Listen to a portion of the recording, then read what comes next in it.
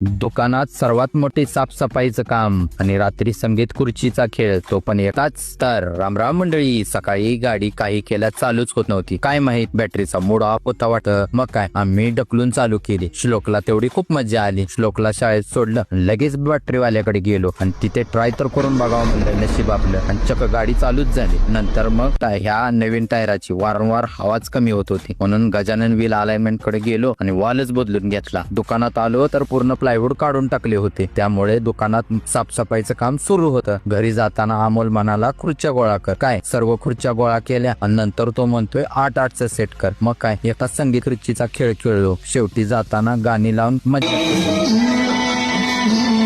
बरसात के मौसम में तन्हाई के आलम में मैं घर से निकल आया, बोतल भी उठा लाया. पुढच्या ब्लॉग मध्ये राम राम.